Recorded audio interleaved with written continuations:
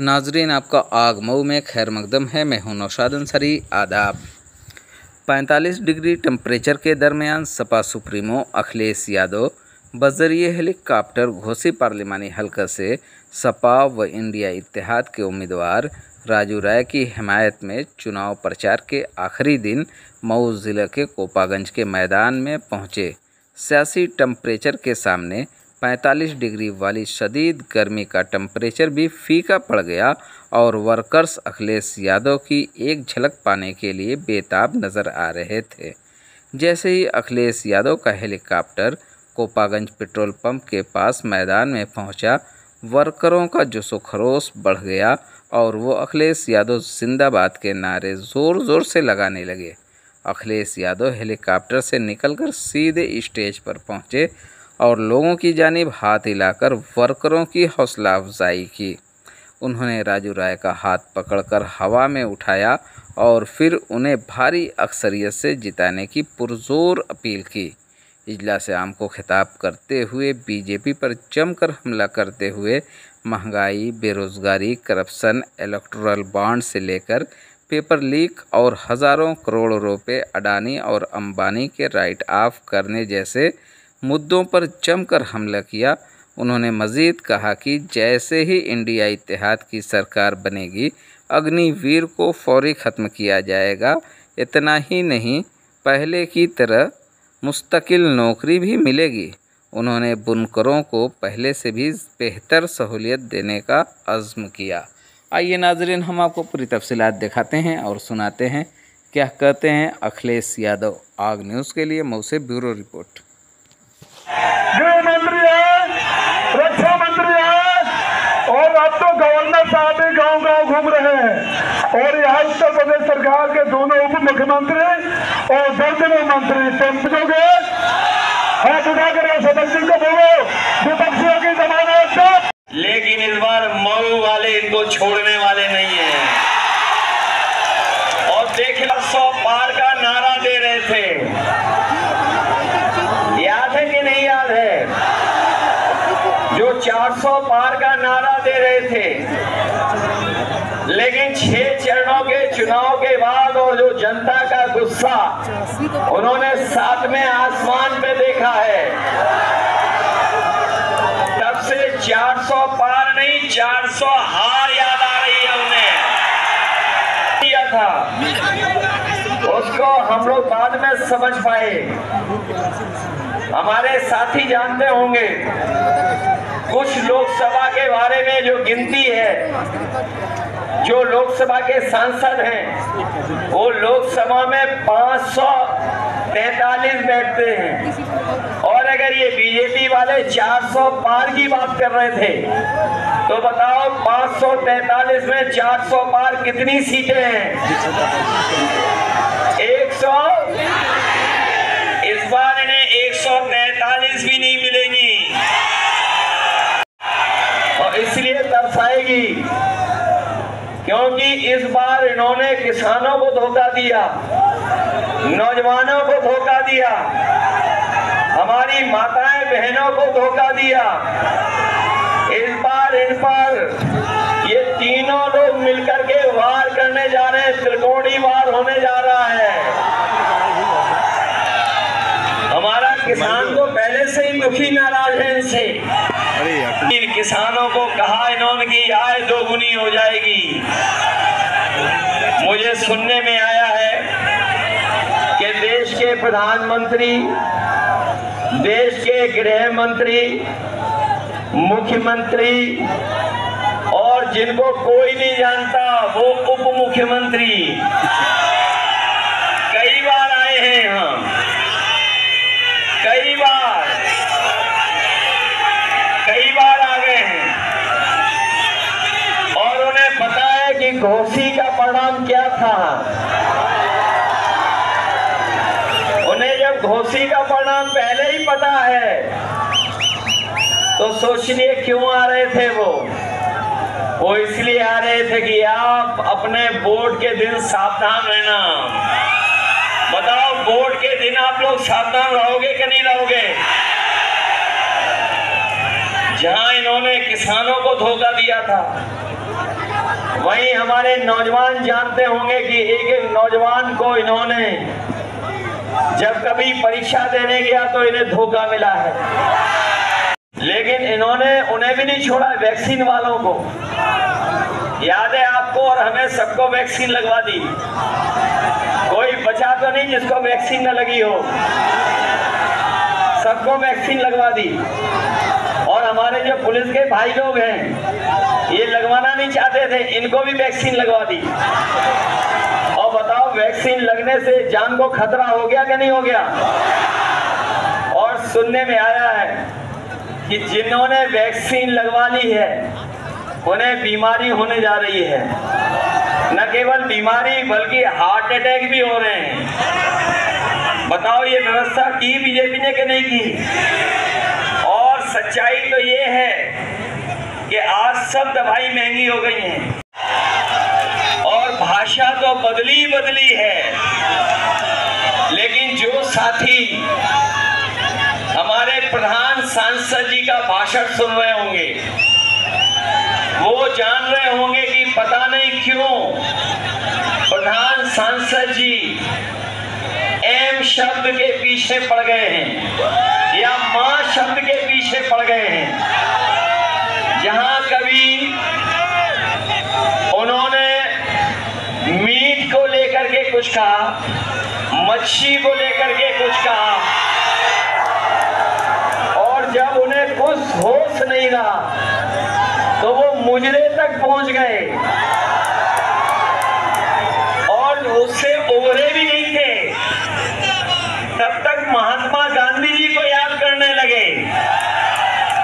अब सुनने में आया है कि उन्हें परिणाम पहले ही पता लग गया है, वो मेडिटेशन करने कहीं पहुंच गए हैं, तपस्या करने। बुजुर्ग किसान भाई और बुनकर भाइयों का बहुत बहुत धन्यवाद। प्रचार का दिन है और मैं जो जोश उत्साह देख रहा हूं, ये जो समर्थन हमें दिखाई दे रहा है, दूर तक जहां सड़क पर लोग हैं, पंडाल में तो है ही, लेकिन पंडाल के बाहर भी जहां कहीं छाया मिल रही है वहां भी दिख रहे हैं हमें। और ये जो छोटा हाथी दिखाई दे रहा है उसके ऊपर भी लोग खड़े हैं, ये मंच भरा दिखाई दे रहा है। दूर हेलीकॉप्टर के आगे भी लोग हमें दिखाई दे रहे थे, पीछे भी हैं, और जब नीचे से नहीं दिखाई दे रहे थे तो मंच को देखने लिए कोई खंबा नहीं बचा। यहाँ पर 8-10 लोग हमें न दिखाई दे रहे हो नौजवान, जब खंबे पर जगह नहीं बची तो हमारे जो टेंट लगा है, टेंट का जो पाइप है उसमें भी बड़ी संख्या में लोग दिखाई दे रहे हैं। लेकिन जो ऊपर है मुझसे निवेदन है, इसके बाद और किसी को मत ऊपर बुलाना।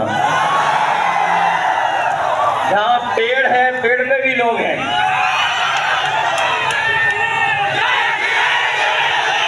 को बढ़ाने का काम करेंगे और जिस तरीके से संपन्न लोग आजकल बाजार में पैकेट का आटा खरीद रहे हैं जो गुणवत्ता में अच्छा है और पौष्टिक भी है, तो हम अपने गरीब परिवार के लोगों को भरोसा दिला के जा रहे हैं। जहाँ राशन बढ़ेगा, मात्रा बढ़ाएंगे, गुणवत्ता ठीक करेंगे और पैकेट के आटा के साथ साथ आपको डाटा भी फ्री देने का काम करेंगे। आटा आपके स्वास्थ्य को बेहतर रखेगा और डाटा आपको आपके मोबाइल चलाने के काम आएगा और उससे जानकारी हासिल कर लोगे। जो पढ़े लिखे नौजवान हैं वो नौकरी ढूंढ लेंगे, ऑनलाइन पढ़ाई भी कर लेंगे और कोई ज़रूरत होगी जानकारी हासिल करना चाहेंगे तो बताओ हासिल कर लोगे जानकारी कि नहीं कर लोगे। इसलिए राशन के साथ साथ पैकेट का आटा जो पौष्टिक होगा, आटा के साथ डाटा भी फ्री देने का काम। इनका पसीना निकल रहा है, इनका भी पसीना निकला जा रहा है और ये भी चिंता में है कि अभी तो फौज की नौकरी हुई है 4 साल की, ये बीजेपी वाले कहीं आ गए तो हो सकता है खाकी वर्दी पहनने वालों की भी नौकरी 3 साल की कर दें। इसलिए हम इन्हें अपने खाकी पहनने वालों को भी सावधान करने आए हैं। जब ये बात मैं कहता हूं तो ये पत्रकार साथी पूछते हैं हमसे कि बताओ कैसे हो जाएगी हमारे खाकी वर्दी पहनने वालों की। तो मैं जवाब में कहता हूं कि बताओ अभी तक जो बीजेपी ने फैसले लिए हैं, क्या आपको पता था वो ऐसे फैसले ले लेंगे?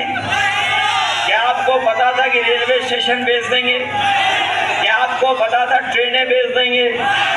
क्या आपको पता था हवाई अड्डे बेच देंगे? क्या आपको पता था कि हवाई जहाज बेच देंगे? क्या आपको पता था कि इलाहाबाद बैंक बिक जाएगी? क्या आपको पता था कि सरकारी नौकरी संविदा पे चली जाएंगी? भले खाकी वर्दी पहनने वालों की भी नौकरी 3 साल की कर दें। इसलिए हम इन्हें भी सावधान करने आए हैं। बताओ बोरी से चोरी हो गई कि नहीं हो गई? पहले कितने किलो की चोरी हुई और फिर कितनी हो गई? हो गई 10 किलो की चोरी। और हम तो कई बार कह चुके हैं ये बोरी की चोरी बीजेपी वाले पार्ले जी बिस्किट पैकेट से सीख के आए हैं। जिन्होंने कभी बाजार में देखा होगा, पहले बिस्किट का पैकेट कितना बड़ा आता था? बताओ इतना बड़ा आता था कि नहीं आता? और जैसे जैसे महंगाई बढ़ी और उन्होंने मुनाफा कमाना शुरू किया, बताओ बिस्किट पैकेट कितना छोटा हो गया? बताओ 5 बिस्किट का पैकेट हो गया कि नहीं हो गया? ये लोग आ गए तो हो सकता है 1 बिस्किट वाला पैकेट मिले। मैं देख रहा हूँ ये टैटू गैंग बिस्किट का पैकेट दिखा रहा है। अभी तो 5 का हुआ है, खोल के देखो कितने का है। अभी तो 5 का हुआ है, आने वाले समय में 1 का हो जाएगा। बताओ आपके गैस का सिलेंडर कहां पहुंच गया? नहीं हुए। और जो नौजवान जानता होगा, जिसने परीक्षा की तैयारी की होगी, पढ़ा लिखा, अभी तक जितनी भी परीक्षाएं हो गई, और याद रखना नौजवान साथियों, ये पेपर लीक नहीं हुए हैं। इस सरकार ने जानबूझ करके पेपर लीक कराए हैं, और इसलिए पेपर लीक कराए जिससे नौजवानों को उन्हें नौकरी न देनी पड़ जाए। इन नौकरी की करते थे, दौड़ दौड़ करके सुबह इस बात की तैयारी करते थे, सोचते थे कि उन्हें फौज में नौकरी मिल जाएगी, और नौकरी मिलने के बाद वो वर्दी पहन करके देश की रक्षा करेंगे। लेकिन इस सरकार ने ये जो आधी अधूरी नौकरी की व्यवस्था की है, जो अग्निवीर वाली व्यवस्था की है, हमारा नौजवान जानता होगा ये जो अग्निवीर व्यवस्था है, इसमें न पक्की नौकरी मिलनी है, न नौकरी अगर मिल भी गई और फौज में अगर चले भी गए और अगर शहीद हो गए तो न केवल आपको धोखा मिलेगा वहां पर, न शहीद का दर्जा मिलेगा, न सुविधाएं मिलेंगी, और आपको कोई सम्मान भी नहीं मिलेगा। इसलिए समाजवादी पार्टी और इंडिया गठबंधन अपने नौजवानों को कह के जा रही है कि जब कभी भी सरकार बनेगी 4 तारीख को, ये अग्निवीर व्यवस्था हमेशा हमेशा के लिए खत्म हो जाएगी। पुलिस को निकाल दें।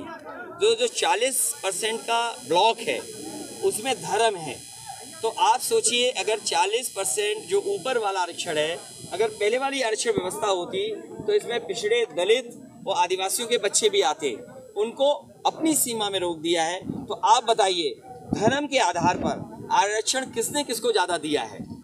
तो ये बीजेपी ने जो ये व्यवस्था लगाई है, सही मायने में पिछड़े, दलित, आदिवासियों का आरक्षण छीना है, और धर्म के आधार पे जो लोग मेरिट में आएंगे उन्हें ज़्यादा आरक्षण मिला है। तो जो लड़ाई है वो लड़ाई है कि जो आबादी में ज़्यादा हैं उनको आरक्षण कम मिल रहा है, और जो आबादी में कम है उन्हें आरक्षण ज़्यादा मिल रहा है। पहले योगी जी आए थे, भूमिहार और राजभर जो चल रहा है, क्या कहेंगे पॉलिटिक्स? अरे इन PM, CM, राज्यपाल, मंत्री और कई उपमंत्री, गृह मंत्री और बिजली मंत्री, तमाम मंत्री हैं। अच्छा, बिजली मंत्री से पूछो, पूरा प्रदेश अंधेरे में है। कश्मीर में आतंकवाद, अरे सुनिए, पूरा प्रदेश अंधेरे में है। और मैं आपको बता के जा रहा हूँ, क्योंकि ये चुनाव इन्होंने गर्मी में कराया, गर्मी में प्रेस को परेशान किया, हमें किया, जनता को किया, गर्मी की वजह से भी हारने जा रहे हैं। इनकी जो अहंकार की गर्मी है, ये अहंकार का जो बुखार है, इस बार जनता अपने वोट से उतार देगी। 2 दिन पहले योगी जी आए तो मन से कहा कि जनता डरो मत, माफिया मिट्टी में मिल चुके हैं। देखिए, अभी सोनभद्र के मेरे अपने पत्रकार साथी सोनभद्र की मीटिंग के बारे में आप पता कर लो, वहाँ का वीडियो मंगा लो, फोटो मंगवा लो, सब माफिया उत्तर प्रदेश के उनके मंच पे थे। और सुनने में तो आ रहा है कि सब माफियाओं को बनारस काशी लोकसभा में जिम्मेदारी दी गई है कि जाइए वोट बटोरिए, कुछ बांटिए, फिर वोट बटोरिए। आपको सब पता है। मैं फिर कहता हूं कि सरकार को एक लंबी सूची जारी करनी चाहिए माफियाओं की। पत्रकार इस बार इलाज कर दो।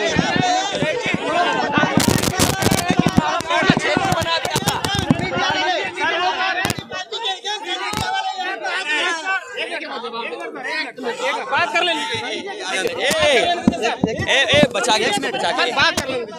बचा के पत्रकार। देखिए, आप लोग सच्चे समर्थक और लोकतंत्र को बचाने वाले, आप जब भी लोकतंत्र बचाओगे तो आप पे आरोप लगेंगे। वो कह रहे सर, संविधान को देश से खतरा नहीं है, समाजवादी पार्टी को खतरा है। संविधान ये बदलना चाहते हैं, तभी 400 का नारा दिया, लेकिन जनता ने भी मन बना लिया है कि जो 400 पार कह रहे थे उन्हें 400 हरा देंगे, ये तरसेंगे 140 सीट के लिए भी। वो सर ने कहा है कि ऐसा मंत्रालय मेरे पास है कि मुसलमान दबाव में वोट देंगे, मजबूरी में वोट करेंगे वो मुसलमान हमें। लगातार कई मंचों से बोल रहे हैं। ये जो है ना, इन्हें पेंशन की जरूरत, धमकी दे रहे हैं कि आप सभी बार हमारे पास है।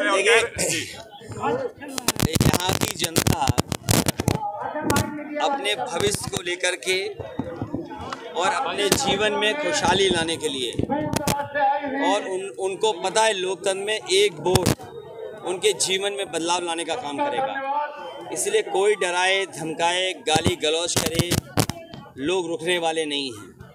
पहले भी इन्होंने कई बार प्रयास किया इस तरह का, लेकिन इस बार ये जनता का चुनाव बन गया है। हम राजीव राय जी पार्टी को जनता ने पीछे छोड़ दिया है, जनता ने खुद अपने हाथ में चुनाव ले लिया है। भारतीय जनता पार्टी हर जगह हार रही है। नारायण राय ने कहा है कि आपने बार-बार पीडीए का नारा, लेकिन उसके बावजूद भी जो बीजेपी हो या प्रधानमंत्री वो आरक्षण को लेकर अलग बयान दिया करते हैं। देखिए, आरक्षण को अगर किसी ने छेड़ा है और खत्म किया है तो वो भारतीय जनता पार्टी है। उन्होंने पिछड़ों का, दलितों का, आदिवासियों का आरक्षण छीन लिया, और ये जो तमाम, चाहे वो आपके घोसी वाले प्रत्याशी हों, काशी वाले प्रत्याशी हों, इन्होंने सब ने आरक्षण छीना है। बीजेपी के जितने प्रत्याशी हैं जो पहले मेरिट में, जनरल में पिछड़े, दलित और आदिवासी के बच्चे आ जाते थे, इन्होंने अपने सेक्शन में उनको रोक करके इन्होंने सही मायने में पिछड़े, दलित और आदिवासियों के आरक्षण के साथ खिलवाड़ किया। नारायण राय ने घोसी में कहा है कि गाजीपुर, मऊ और बलिया तीनों सीटों पे 3 दिनों में समाजवादी पार्टी की 13 ही कर दूंगा। क्या कहेंगे उनके बयान को लेकर? 13 दिन बाद होती है। कहे समय बहुत कम। ना 13 दिन बाद होती है। जिस दिन स्टेटमेंट दिया है उसके 13 दिन बाद देखना किसकी 13वीं होती है। किसको गाली दे रहे हैं? ये गालीबाजों की लोकतंत्र में कहीं जगह नहीं है।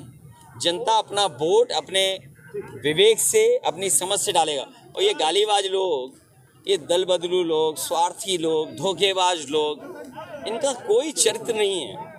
इनका चरित्र केवल स्वार्थ है, और कभी आपके साथ, फिर हमारे साथ, फिर उनके साथ, फिर उनके साथ भी नहीं। मैं आपसे कह रहा हूँ, इंडिया गठबंधन की सरकार बनेगी, आप देखोगे सबसे पहले कौन भागेगा?